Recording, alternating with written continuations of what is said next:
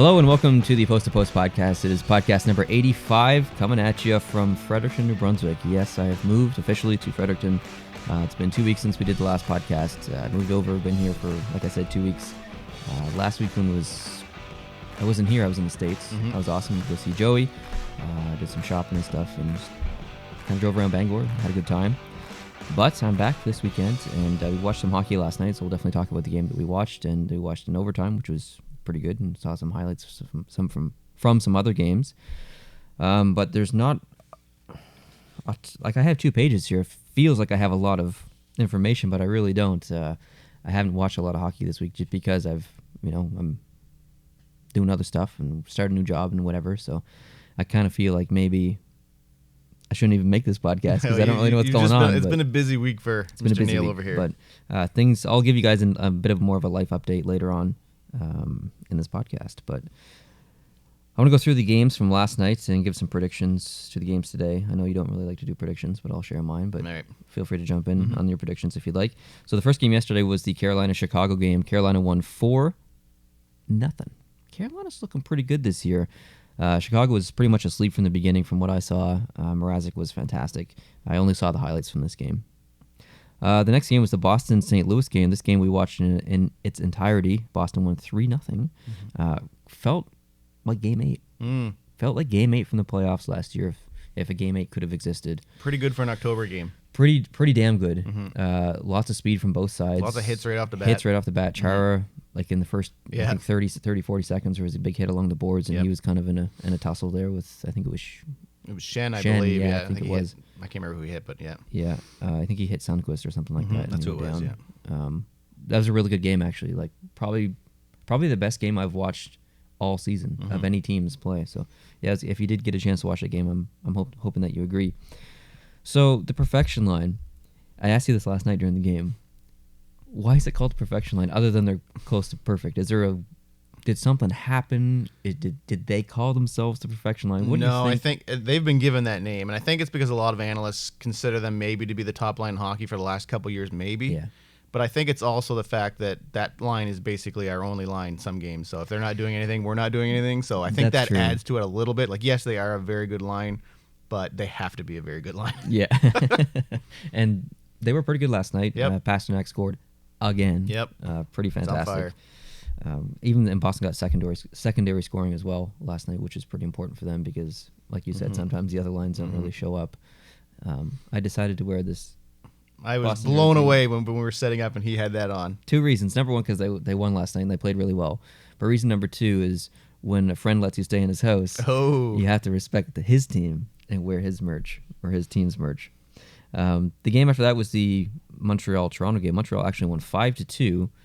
There was a point in that game, and I honestly only really watched the highlights from this game, but there was a point where Domi got checked from behind by Kerfoot, and Kerfoot was going to get a penalty, and did get a penalty, and Domi got up, took off his glove, and took 2 haymakers at his face.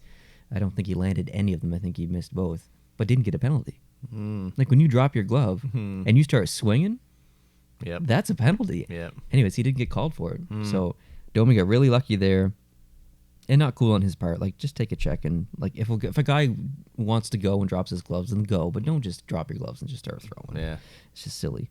Montreal's speed was pretty apparent last night from what I could see.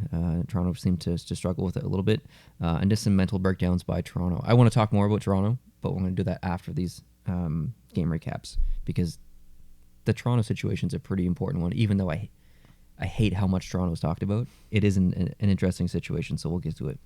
The Nashville-Tampa Bay game was maybe a potential Stanley Cup final matchup. If things work out, there's definitely potential for that. We watched the overtime. It was a pretty good overtime. Nashville won, which I wanted based on my team, Montreal, in the Atlantic Division. I want Tampa to get the least amount of points as possible. But the uniforms, we talked a little bit about the uniforms in the game. You said they look like practice jerseys, and I 100% agree. There's not enough contrast for TV. They look like practice uniforms. Like, they're kind of cool because they're like the midnight black, like a stealthy kind of look. But for TV and stuff, like You would think the commentators wouldn't like it either because they're trying to look at the numbers and it's like a dark gray on a black. It's just, I don't know. I think it's an interesting look, but I don't think it's contrasty enough for me. The more I see it, the more I like the jersey. It looks cool, but I think you're right. On TV, it just looks like if you were to look at the jersey, I think it would look really good. Yeah. It's just when it's actually in play, it's just different. I guess when you see it so far away, the uniform so far away from the camera angles and stuff, it is Anyways, from what I could tell, that was a really good game, and the overtime was good too. So big win for Nashville there. The Philadelphia Columbus game, I made you watch the highlights this morning. Philadelphia won 7-4. Columbus was leading 3-2 going into the third, and they made it 4-2 with, I think, about 17 minutes left. When you're up 4-2 in the third period with 17 minutes left, you want to lock it down. You want to play defensive hockey. I'm not saying that Columbus didn't play defensive hockey, but Philadelphia scored 5 goals and made it 7-4 and won that game. Yeah, if you're going into the third period with a 4-1 lead, there's no excuse. Yeah. And one of those 5 goals was an empty net, but still, 4 others were completely normal goals. Yeah. I think the 7th goal was a power play goal, I think, but still, that's my problem with Philadelphia. They're so unpredictable. You never know when they're going to come out and score 7 goals or just be shut out. Like, I find them the most difficult team to predict, and I think some other people said that in the comments too. And if you're a Philadelphia Flyers fan, I don't know how you sleep at night because it would just stress me out, not knowing what team you're going to get. The next game, Pittsburgh and Dallas. Pittsburgh won 3-0. It was actually a pretty close game. It was 0-0 until the third. Bishop made a mistake, and with about 12 minutes left, and Pittsburgh scored. Dallas is broken. If you look at their stats, and I don't know if you have recently, you probably haven't, but like the leader of the team in points is, I think, Rope Hintz. He's got 8 points in 14 games or something. Jamie Benn, I think, has 5 points. Tyler Seguin has 6. Radulov has 4 in 12 games. Like, the team's broken. Something needs to happen. There's been rumors of Jamie Benn actually being traded, and apparently this summer there was close talks between Dallas and Philadelphia for a Benn and Voracek swap. Wow. Which would have been really interesting because Voracek's been on in Philadelphia for a while, and obviously Benn hasn't with Dallas too, but that would be interesting to see if that worked for both teams. I think Voracek is still doing pretty good in Philadelphia, but something's not right in Dallas, and it's not okay because I like Dallas. So it seems like ever since the owner called them out, it hasn't. Yeah. The waves haven't settled. There's still something going on there. Still something going on for sure. It's unfortunate because I like Dallas. Yeah, absolutely. Minnesota and LA. We watched a couple highlights from that game. Minnesota won 5-1. Quick looks tired and defeated. And I read this morning that there's trade rumors of him being traded with salary retention. I'm not sure the percentage, but he just looks. I don't know. He looked tired. He looked out of place. He looked like he didn't care. Like he looked emotionally removed from the game at points. It's like he dropped down to make his save, and regardless of where it was going, he just didn't move after that. Like he's down, and then he looks behind him, and it's in the net, or it's over there, and just no attempt. Like later in the game, it looked like there was a couple goals that went in that obviously weren't his fault, where he was trying to make, but he let in like 2 or 3 that he just kind of like, I don't know if there's enough effort there. He made incredible first saves, but that secondary save, he was out of position, or he just didn't care, which is amazing to say considering 2 years ago when they played Vegas in that first round. Yep. He was the only reason That's right. that team was even competitive in that series. He was unbelievable. It's one of the best goaltending displays in a playoff series I've ever seen in my life. And now to say that, like, based on this year, I would say one of the worst goalies in the league, which is crazy to say. But anyway, Stalock made a pretty incredible save, a pad stacker, a slide over a pad stacker on a 2-on-1. It was great. If you haven't seen the highlights from that game, please go watch the highlights from that game just to see that save. It's definitely worth seeing. Anaheim played Colorado. I did choose Colorado to win this game, but Anaheim won 5-2. Some pretty weak goals on both sides led in. Closer game than it looked, though. Anaheim scored a couple late. And then the final game, Calgary and Winnipeg. Winnipeg won 2-1, and it was the Heritage Classic. So if you didn't get a chance to see that, maybe go see the highlights. It was pretty cool. It was snowing. Good atmosphere. It was cold, snowing. Yep. The goalies had toques on.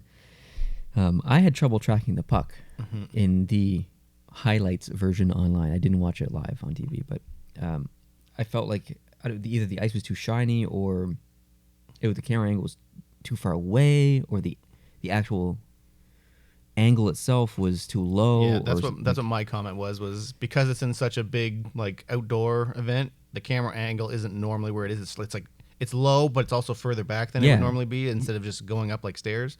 So like when the puck's on the close boards, you don't really see it as well. And I don't know. I kind of agree with you. In a lot of the outdoor games, I find that the shadows are a big problem. I didn't think the shadows were an issue at all in that game last night. But it was a pretty good game. I mean, an outdoor game that's snowing that goes to overtime. Yep. You can't ask for more. Cool. In kind of a neutral party too. Yeah, exactly. In a province that doesn't have a team, so there's people there from both sides. Yeah, lots of fans from both teams, so it's pretty cool. Lots of shots in this game. 45 for the Jets and 30 for Calgary. Both goalies, Hellebuck and Riddick, were fantastic. Which is pretty good for an outdoor game, for a first outdoor game. Usually they're pretty sloppy and it's kind of imp. This was actually all right. Yep, absolutely. So yeah, it's pretty good. So today's games, there's actually quite a bit of games on today. Florida faces Edmonton. Would you like to make a prediction there? I know you're looking at my predictions. No, I can't see. I'm looking at the versus. I'm going to have to go with Edmonton. I think Edmonton's I think so too. Right obviously Florida's a better team this year and stuff, but Edmonton's kind of on a roll a little bit right now. So I'm going to choose Edmonton as well. St. Louis and Detroit. A classic 90s rivalry that's I'm not going to really go with St. Louis. St. Louis? I'm also going with St. Louis. Okay. I think they're pissed after losing last night, so they're going to come up pretty heavy. LA versus Chicago. Both teams lost last night. Yeah, so just thinking Chicago also lost. I don't know. I'm going to go with Chicago just for what we said on Jonathan's quick conversation there. I agree. I'm also going with Chicago. Crawford looked pretty good last night. I'm not sure if Quick or Crawford will get the start. Probably not, but that's what I'm basing it on anyway. Me too. Chicago's my pick. San Jose and Ottawa. I'm not picking Ottawa. It's hard to pick Ottawa. Like it's just, it doesn't matter what you say. I'm not picking Ottawa. I know, San Jose. Philadelphia and the Islanders. I'm going to go against you this time. I'm going to say Islanders. I'm picking the Islanders. Really? Yeah. Oh. Based solely on the fact that Philadelphia played last night in a pretty high-intensity game. That's the reason I did it, too. And the Islanders didn't play 7 goals one night. You're going to probably crash a little bit the next day. Yeah. And the Islanders are really hot recently, so yeah. Boston and the Rangers. Hard to make a prediction when you're emotionally invested in the team. I'm going to say after a really good game last night, we're going to come out and let a stinker tonight, so I'm going with the Rangers. Oh, that's bold. I'm actually going to pick Boston, although I do want the Rangers to win, just for the record. Boston's been playing really good, so they're due for a stinker. That's just how it is. Yeah, and it's on a Sunday, on a back-to-back. Who knows? You might be right. Anaheim versus Vegas. I'll go with Vegas. I'm going to go with Vegas, too, based on the Philadelphia theory that Anaheim played last night. So I think Vegas is rested, and they're hungry. So I guess we mostly agree, except for the Boston game. Okay, so like I said earlier, I wanted to talk about the Toronto Maple Leafs. Do you think Mike Babcock is... I think he's a stubborn coach. Do you think he's a nipplehead? Do you think that he's just... I think he's set in his ways, if that's what a nipplehead is. Yeah, that is what a nipplehead is. I don't understand it. I think Toronto's 3-0-1 on the first night of back-to-backs so far this year, and 0-3-1 on the second night. It's almost like he doesn't look at the matchup to see what the back-to-back is. You could be playing Ottawa the first night, he'll put in his main goalie, and then you'll be playing Boston the second night, for example, and you play the backup. Yeah. I don't get it. I've never seen that before in the NHL. Why wouldn't you play your best goalie against the best team? There's certain matchups that matter more than others. You need to beat the teams you have to beat. And you need to give your players the best chance to do that, and it just doesn't seem like he wants to do that. He's set in his ways that you're playing the first night, you're playing the second night. I don't get it. And it's against Montreal. Like, let's put your best team out there. Even though they're tired, they played the night before. Yeah. Let's play Freddie and see what he does, even if he is tired. Like, I don't know. I just don't get it, and I know the Toronto fans are frustrated, and I don't know if I've seen anyone agree with his theories, even Leafs fans. So, no, you're probably right. I think there's a lot of people that aren't happy with the coach. I think there's a lot of people that like the coach and think that he's a good coach, but disagree that he's not doing the matchups right, or he's not giving Matthews enough overtime minutes, or he's not doing whatever. Like, I think there's people that disagree with what he's doing, but I think overall they think he is a good coach. But there's also a big bunch of people that say it's time for this guy to go. Do you remember when he was hired as their coach? At that point, would you say that he was the best coach in the league, or maybe top 3. I thought it was huge when they landed him. I thought he was the best coach in the league. How do you feel now? Do you think he's overrated? Do you think he's the best coach in the league? I think he's stubborn. Like, again, that stubbornness is huge. You have to learn to adapt. Yeah. So do you think he breaks and listens to the fans, or not No. saying that he listens to the fans, but do you think he kind of comes around and makes a decision himself and kind of maybe listens to his team, or is his... No, I think he's already listening to it, because Kyle Dubas has already said that they have meetings, and then at the end of the day, it's the coach's decision, and nothing's changed so far. So you think for the rest of the year he's stubborn? Like, if we normal people can see there's a pattern here, the analytics staff they have, which is probably huge, can also see that, which means he's being told that. But at the end of the day, it's his decision, and it's status quo. So it's working against him. If things turn around and they start doing better, then he looks like a genius and everything's fine. But it definitely hurts him if say like in a month and a half from now, if we're still talking about the Leafs the way we are right now, there's going to be an issue somewhere. Yep, I agree. Here's a question for you that you might not want to answer. And I'm not going to answer. I don't want you to tell me specific names. I want you to tell me how many players on the roster of the Maple Leafs are overpaid. Ooh. You don't have to say any names. Just give me a number. It's a tough question to answer because I don't know technically if they're overpaid. It's still early. I seen a breakdown of Point versus Marner in how much money they actually take home, and the contract difference is huge. It's like $4 million or something, isn't it? But the actual take-home money is very, very similar because of the taxes. Oh, and is there bonuses and stuff too, maybe? Because there's no taxes, there's no whatever. I think it's like $3-point-something million difference, isn't it? Because didn't he get paid 6-something? Oh, no, he's like, I thought it was like 9-something. Oh, really? He's like 11.5. Oh, I thought he signed a bridge deal. I don't think so. Oh, well, it was like 4 years or something like that, but I don't think it was. Oh, it was I thought it was like a 6 or 7 something over 3. Okay, I'm wrong then. But anyway, they said the difference between whatever it is. They said the difference between it is almost nothing. So he has to be paid $3 million more to make the same amount that a guy making in a no state tax makes with $3 million less. So if he gets traded, say Braden Point got traded to Toronto, he would probably hate that because he's losing a lot of money, whereas Marner would make a lot more money. Right. Yeah. Because when you look at it that way, they're trying to look at everything, I guess. So I understand that. And if you gave Marner to a team that sucks, then he would be really good for them, for example. But in my opinion, you can't have one line making $30 million like they were kind of against Boston the other night. Absolutely. Were you referring to Point being paid around 6? Yes. Okay. He's around 7. Okay. Like it's 6 something, right? So I thought you meant Marner. Basically, no. The difference between Marner and Point, in terms of take-home cash after it's all said and done, is similar. I know. So we're talking like a 40% increase for Marner in salary, but it's very similar because of the tax. Yeah. So when you look at it that way, you kind of understand from the player point of view, but like salary cap league is fixed money. Like you have to realize that as well. And that's maybe a whole other conversation that we could get into now or at another time is, should the NHL, like, how do you get around taxes, right? Like, how do you... It's tough. Like, it's legally do it. It's a huge advantage for states that don't have it. And supposedly Toronto is supposed to have one as well where that you can get endorsement deals, but officially you're not allowed to have those in your contract. Like, obviously they do. They say, listen, if you come here, not saying anything, but, these companies are going to be looking to do stuff with you, and, you'll be revered here for the rest of your life. We saw that with Kawhi Leonard in the NBA. I mean, there's that, I guess, but officially, you're not supposed to do that. So because Tennessee's another one of those states that, like in Nashville for the Predators, there's no tax, or there's I don't know less tax or whatever it is. I don't know how you get around that because it would be so complicated. They'd have to say, well, you're allowed to make up for this amount of tax, and if you're like, it doesn't make sense because say the cap is like 90 million or whatever. Say like, oh, well, because you have 40% income tax, you're allowed to spend up to 117 now or something like that. Well, this team can't. Exactly. So, but what happens once you trade that player? So it's weird, right? Like, what if there's an election mid-season and the taxes change? The tax amount changes. Is it written into the contract where the tax stays regardless? It's a competitive advantage. It always will be for the places in the states that have no tax. It's tough. So it's some of the people who don't like the salary cap.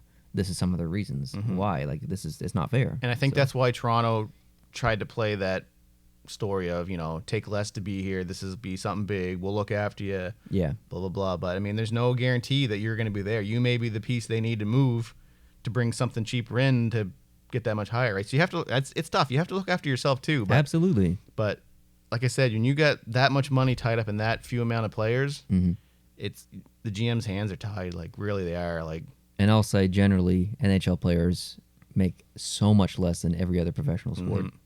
Like it's like pennies compared to what some of the other sports make athletes. Would you like to know a stat about the Leafs? What's sad about them? A stat. Oh, Sorry. they said what's sad. I said yes. I mumble. No, sure. A stat. The Leafs have allowed the first goal in 10 of the 13 games this season. That's interesting. I would say if that was a team like Columbus, you probably should be concerned. But with the Leafs, the fact that their offense is so gifted, probably not as concerning because if they get down, it's not really an issue. They could score 3 goals in 5 minutes and be fine. So I wanted to point it out, but it's not something that concerns me. I want to know if it concerned you. There was another stat that I heard. I don't know it specifically, but I'll give you the general of it. A lot of the games they lost, or most of the games they've lost, they had a lead in this year. Oh, really? Yeah, it was. I can't remember what it was. I heard it last week. I was listening. See, one of the things I hate about Toronto is they're talked about so much. I know. So when I actually listen to sports radio like all day long, so I actually hear a lot about the Leafs. So if they were talking about Boston, that'd be awesome. So if you're a Leafs fan, I'm just jealous. Is basically what it comes down to. Is because you turn on Sportsnet radio or TSN radio in the afternoon, you're getting like. You get a little bit of the other leagues and stuff, but you're hearing like a full hour segments of just Leafs talk every day. So when they're playing Boston or when they lose to Boston, that's a pro episode for me to turn into because I'm listening to how this line's not matching up against this line and all that stuff. So, but it was on one of those shows they basically broke down the games and said this is how many games they lost, and out of this many games they had a lead in this game, and it was pretty high. It was like 70 or 80%. That's intense. That's So they're Toronto some of the analysts are saying they're having a hard time locking down games, which is true, I guess. Supposedly their defense isn't as good as it was last year, which is kind of scary. You'd hope that'd be the one area that would be improved. Yeah. But you had some guys come in, some guys leave, but I mean the guys that came in are pretty. The backup goalie's not getting it done. But again, that's partially the coach's fault by not playing him in that first game that could be easier. Exactly. So, yeah, I don't know.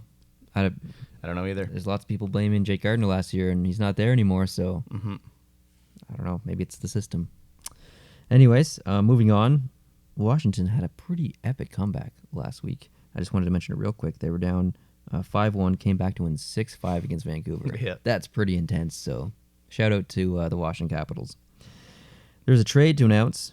I wish we had like a soundboard of Gary Bettman when he says, we have a trade to announce. We're going to have a soundboard at some point. Yeah, we're getting a soundboard, just so you know, so that'd be awesome. Anyways, Anaheim and Pittsburgh made a trade, and Anaheim traded Andreas Martinson and a 7th-round 2021 pick to Pittsburgh for Eric Goodbranson. Really just a salary dump, in my opinion, for Pittsburgh. They lose $4 million in the contract. Andreas Martinson played in the NHL. He's in the AHL right now, but he played for Colorado, Montreal, and there was another team I can't remember, but tough kid, real tough kid. Fight. Slow though, pretty slow. I think his speed was an issue. Maybe that's why he's playing in the AHL. Not sure if we'll see a comeback in the NHL, but you never know. But really, just a salary dump for Branson. He has 2 years left on his contract. Do you remember the name Chris Stewart? Yes. He's played for Minnesota. He's played St. Louis, a couple of other teams. He left the NHL in last season. He didn't play at all in the NHL last season. Guess what league he played in? Usually they go to the AHL or hit me. KHL. EIHL. Really? In England. Yep. He played with the Nottingham Panthers for a bit. And then he played in the Allen Cup here in Canada, I think at the end of last year maybe, or last year sometime, or the beginning of this year, whatever. And he's back in the NHL. The Philadelphia Flyers gave him a shot. Yes, sir. He got into a pretty good fight. I can't remember if it was last week or this week, but anyways, he had a pretty good tussle. After he was done skating to the box, he went like this and pointed to the pipes? Yeah. That's awesome. I like this awesome. But I say we, but it was, I think Dad and I made a video on Chris Stewart. Super great guy off the ice. We had a fan write into us who waited around. It was his favorite player. Waited around. This is when he played for Minnesota. Waited around after the game, see if he could get an autograph.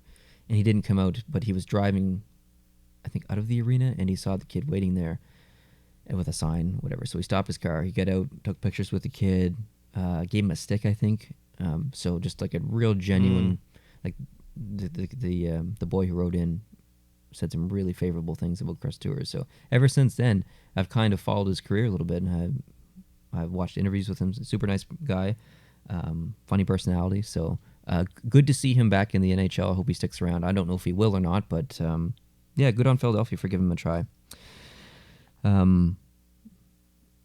Just a last thing on him, he played 10 NHL seasons with 6 different teams, so he's been around. Okay, so I want to go through some stats here to kind of wrap this up. We're at about 25 minutes, so it's a little shorter than most podcasts, but I want to go through some stats: points, goals, assists, save percentage, power play, and penalty kill for teams. So for the points, I want to read these names, and I want you to tell me if any of these names stand out that maybe shouldn't be in the top 10. John Carlson with 21 points, McDavid with 20, Draisaitl with 19, Pasternak with 18, Eichel with 16, McKinnon with 15, Marchand with 15, Marner with 15, Ovechkin with 14, and Stone with 14. Any of those names seem a little bit out of place. What do you think? John Carlson. That's what I didn't know if I should say that or 21. not. What's going on? I was like, really? Like that would have not been something I would have predicted. John Carlson is a really, really good hockey player. Yeah. Like an incredible hockey player. But not leading the points? Not leading the points. Wow. Impressive. Super impressive. So good on John Carlson. I didn't check to see how many of those were power play points, but maybe I'll go back and do that. Goals, Pasternak with 11, James Neal with 9, Matthews with 9, Ovechkin with 9, and Chen with 8.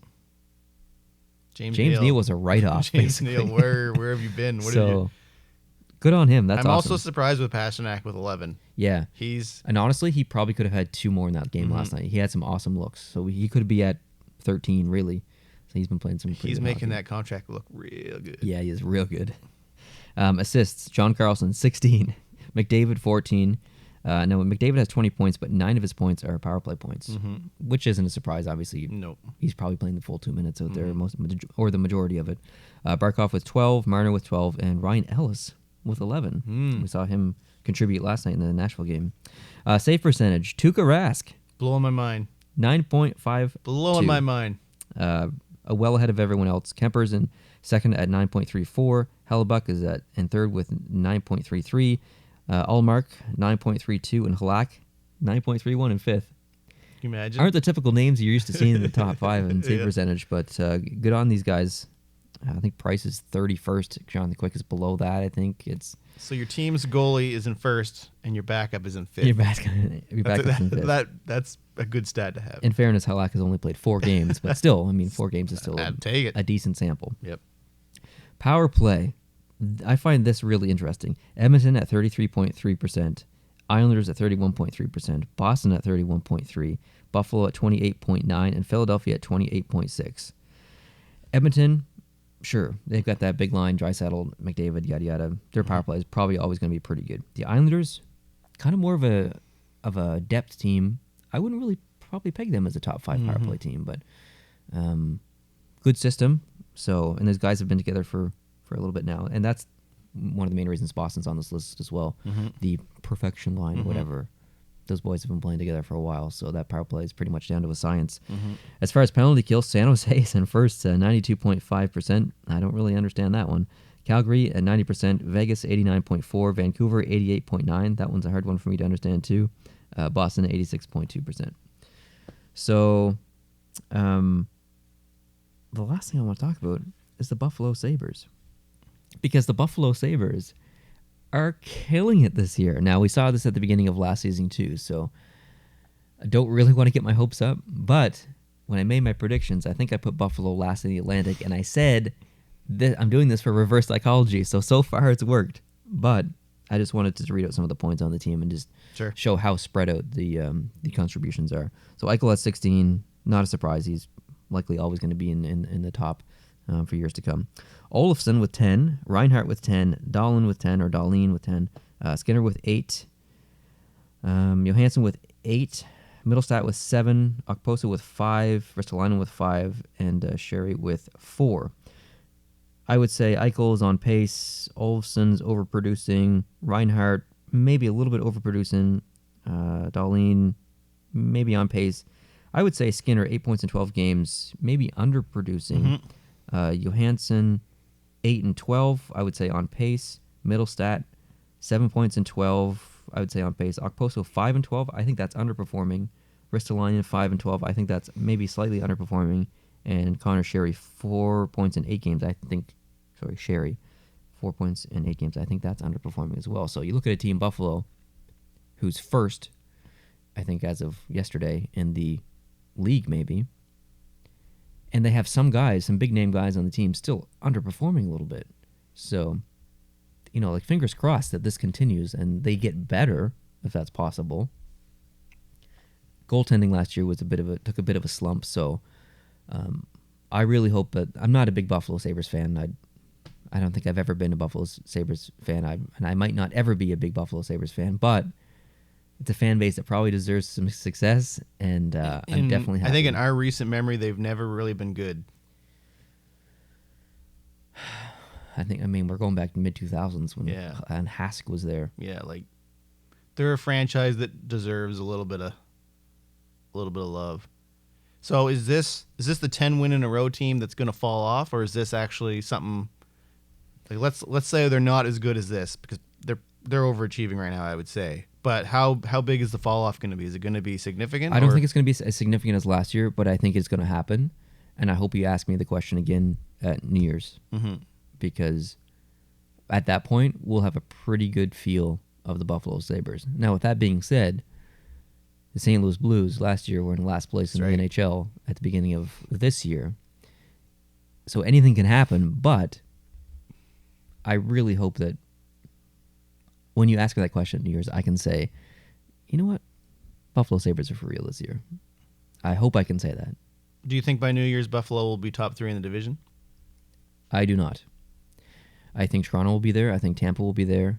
And I think Florida will be there. I think Florida's going to turn it on. Wait, what did I say?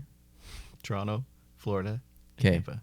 I think Boston's going to be there. Okay, I was going to say, Tampa's you got to have Boston in there. And Toronto's going to be there. I think Florida's going to be right on the cusp. Yeah.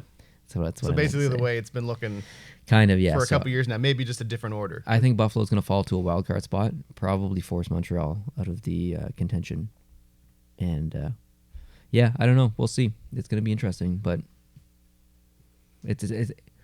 we're 14, 15 games into the season for every team. Mm-hmm.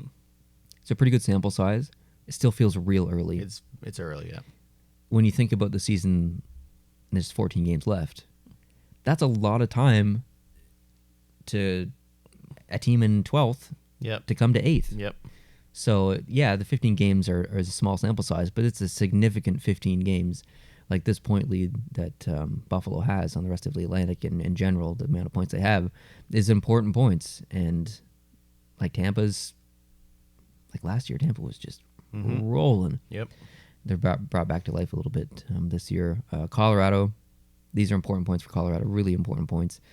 Anaheim, if they need to be competitive, if they're going to be competitive all year, like these points that they've gotten so far this year have been super important. So it's been an interesting year, and a year that's been easy to predict in ways and really hard to predict in other ways. So yeah, it's been an interesting year so far, and I wish I could watch more hockey, and I hope I can in the coming weeks. So that's all the hockey I have to talk about. We went out to watch hockey last night. We did, which kind of affected channel flipping. Yeah, we did do a little bit of channel flipping, but I think in a more static setting we could have watched a little bit more hockey. Yeah. But we actually watched a little bit of baseball last night too, because the Nationals were playing. So I would suspect that I'll be watching a lot of hockey. Once I get settled, I'll be watching a lot of hockey just because I'm going through withdrawals a little bit right now. But the podcast will be a little bit more in depth. But that's really all the hockey I have to talk about so far. Well, this is, like I said at the start, this is a pretty busy week for you. Like, starting a new job, still looking for places. I mean, there's a lot going on. Yeah. You're away last weekend. Yeah, it's been pretty busy. It's been pretty busy. So just a little bit of a life update. As you guys know, I did move. I said that at the beginning of this podcast and the past couple. The first week on the job went really well. I love it. So that's great news. I'm trying to get pre-approved for a mortgage for a house. I have an appointment tomorrow morning at 11 a.m. And I went to go see a house this morning. And I'm going to see another house today at 4. And then 3 more houses this afternoon after that. So I'll have a really, really good idea of which houses I want to make, or which house I want to make an offer on, if any of them, tomorrow once I'm pre-approved.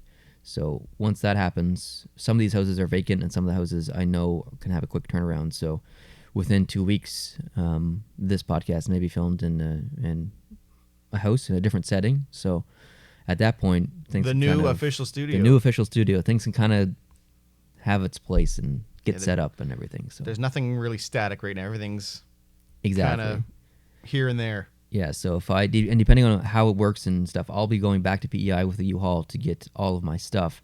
And at that point, I'll be there on the weekend, and I'll film that weekend's podcast there with Dad. And then the rest will be done here once I'm set up. So that's kind of the update. That's all I really have to say as far as my life. I haven't really posted much on social media. On Instagram, usually I try and post a lot of pictures, but yeah, I haven't really. It's been busy week. It's been busy, so yeah. Let me know in the comments how things are going with you guys. Any of the stats that I read out, it would be interesting if you guys could tell me what surprised you. Like, is there a team that's in the penalty kill list, in the high penalty kill list, that you think is odd? Tell me why in the comments. I'd like to hear from you guys and get your feedback and stuff. Yeah, hope you're watching lots of hockey, because I can't. If you think I missed something, let me know in the comments. I love to live vicariously through your comments, and if I see something maybe I missed, I'll go back and watch a highlight or read a story or whatever. So let me know. Thanks, Jason, for joining me for this podcast. I appreciate it, and I do apologize that it's only about 40 minutes long, but it will improve from here. There'll be more time for watching. This There'll be is more the time low for prep. Yeah, I mean, I think everybody kind of knew the first one, once you were gone, will be a little bit shorter than the rest. Yeah, but this is the low. I mean, this the soundboard alone is a pretty important thing to get excited about. I'm excited about the soundboard. Yeah, I have a pseudo soundboard upstairs that I was showing him, and as soon as he's seen it, he's like, "We need that for the podcast." Yeah, so that's gonna happen. We're gonna have we'll probably have Babcock. He's a good player. Yeah, good players, good players, and a good team. Maybe some Gary Bettman ones, some Pierre Maguire ones about big long sticks and stuff and big legs. Yeah, if you can think of any others, the sound bites that we should grab. Yeah, what would you have on the soundboard? Probably that Briskalov one where he says, I think it's Briskalov. It's only a game. Why you have to be mad? Why you have to be mad? It's only a game. Probably that one. And a few others, so yeah. Anyways, we'll wrap this up. Thanks for listening or watching, guys. I really appreciate it. We'll see you in podcast number 86, potentially next weekend. Hopefully next weekend. Adios.